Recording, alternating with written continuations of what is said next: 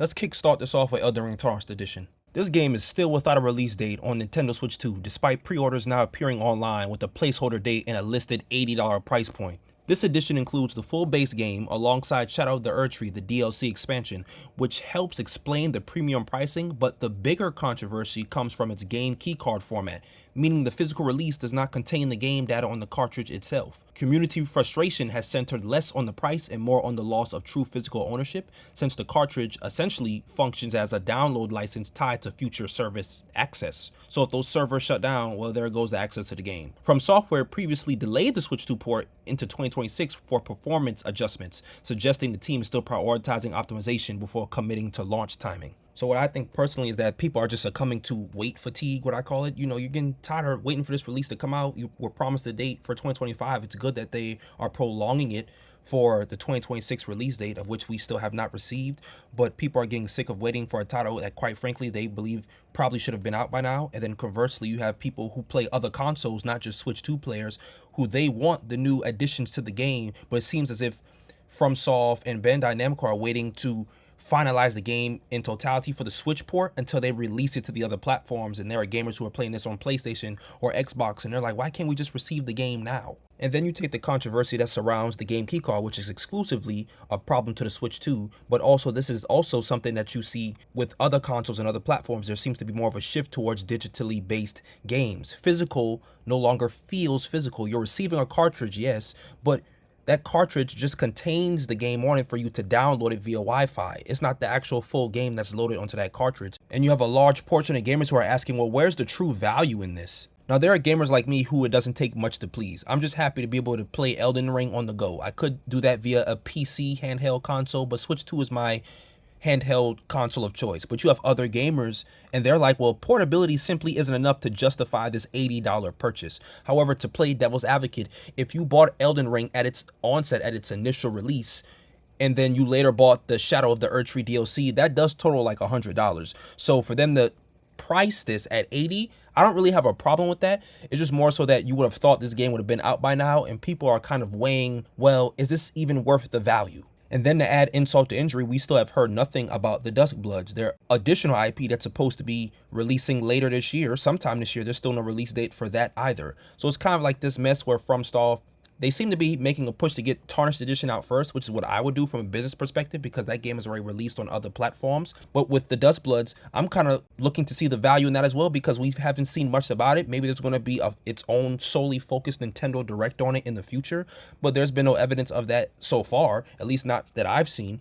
And then you take into account that it's also a multiplayer-based game. We kind of already experienced something like that with Night Rain, again, which I had no interest in, but there are a lot of people who did. But there are a lot of people who also like more traditional Souls games where they're single-player based and they're narrative-driven. And with the Duskbloods, I don't think we're going to get that as well. So then I start to ask myself questions as if, is the genre king of dark fantasy, of Souls, are they starting to become complacent? Is Elden Ring just solely living off of legacy momentum? Because that's surely what it seems like to me. I think it's pretty feasible to ask these types of questions. In short, I will always take Elden Ring and anything from FromSoft. I will always take that over any Souls. Like, it's always going to be my top choice when it comes to these types of games. It's still dominant, but I think the goodwill surrounding the Nintendo expansion with the Tarnished Edition has long since begun to crack. Now moving on, Exhibit A for Elden Ring's competition.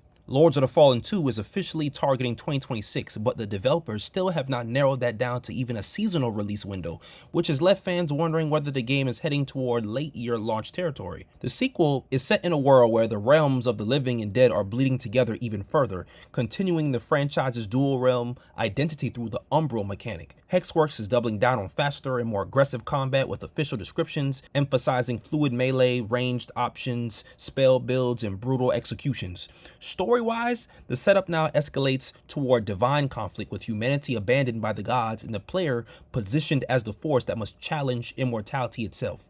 The official site confirms the sequel's major pillars as a broken kingdom, monstrous bosses, 2 realms, and expanded umbral traversal. Now, me personally, I think this really needs a release date soon. I know this is a highly anticipated game. There's a lot of Souls-likes, a lot of action games coming out this year. It would be nice to at least have a seasonal time frame or window. Fall 2026, winter 2026. We have nothing. They haven't hinted at delaying the game at all via their podcast that they talk about additions that they've made to the game, things they've taken out, things they've changed. They haven't said anything about delay. I don't think that's going to happen personally, but it will be nice for us to actually get a release date soon. I think all the silence that surrounds it, even though they've shown more of an activity towards their game than FromSoft has, I think the silence can still breed anxiety. Gamers may start assuming the worst. Will this be delayed? Will this be as good as they're portraying it to be? Etc. etc. The one thing I will say about the people who make this game, CI Games, Hexworks, the thing about them is that they listen to their community. I remember the issues that 2023's Lords of the Fallen had, that I still love that game, but it had issues, and they would listen to the community about making the bosses harder, making it more seamless, adding a jump, doing certain things, and the developers, they listened to them, and they incorporated all these things after the fact in multiple updates. I think the last patch for it only recently concluded like a few months ago, because they're working on the second game now, but that game came out in 2023, so they've been listening to their fan base all the way up until 2026, late 2025, and I don't see that that's going to stop or falter when this game comes out. If anything, we're going to get an even more polished and pristine product within those first few months of this game's release. My own issue with games like Lords of the Fallen and certain Souls-like games is that they all may seem to tend to copy a little bit too much from Software, and it's kind of obvious because it's called a Souls-like. FromSoft makes Souls games, which all these things are stemmed and inspired from. But I would just like to see more differentiating factors between these sorts of games. You know, with Liza P, they have the Pinocchio backdrop, and they have just phenomenal music. They have an amazing story. With Lords of the Fallen, you have the Umbral World mechanic. So I would just like to see more differentiation between these titles and titles like Elden Ring or Dark Souls. Something to really set it apart from Software altogether. But, you know, given polish and given optimization, these games really could become the premium Western Souls like. I truly believe that. One thing that I wanted to see in particular for when this game came out, this is before I knew they were going to announce it and release it this soon, I want to see more clean, more seamless realm switching. And in their trailer, when they previewed the Umbral Realm, they surely did accomplish that. It looks far more optimized and far more seamless of an experience now to transition from Axiom to Umbral.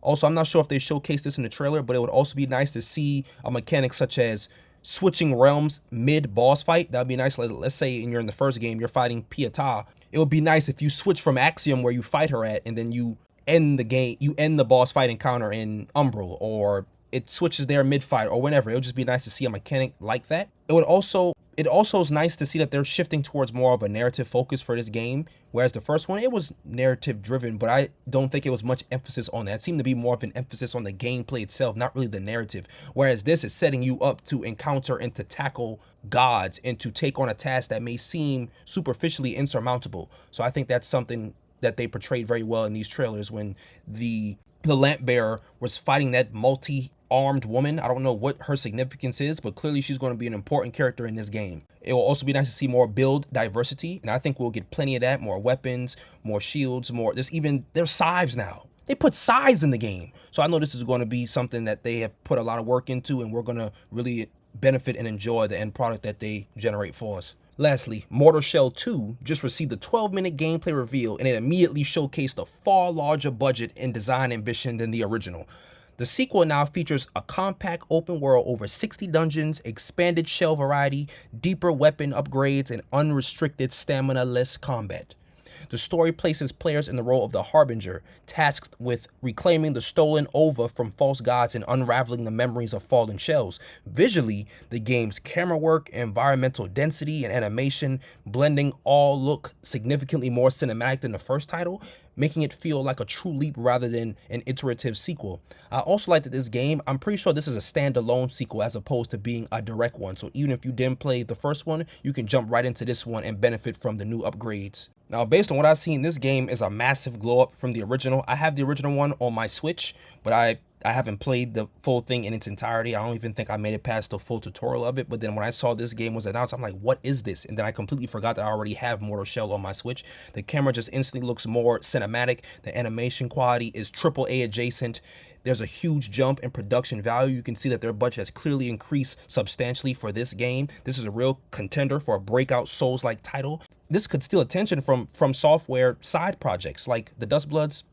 I'm trying to play Mortal Shell, okay? This looks more confident in its identity. This is something that could, as I was speaking about and alluded to earlier, it'd be nice to see these titles differentiate themselves from FromSoft. Well, this can surely do it. This no longer feels like an indie. This feels like something that is a standalone title that can really make some noise. The Souls genre has historically been competitive, but I would always argue that Elden Ring and FromSoft, they just had a vice grip on it.